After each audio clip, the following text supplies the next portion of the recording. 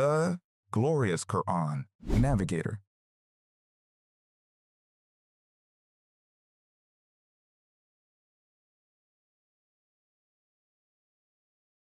পরম করুণাময় অসীম দয়ালু আল্লাহর নামে আরম্ভ করছি।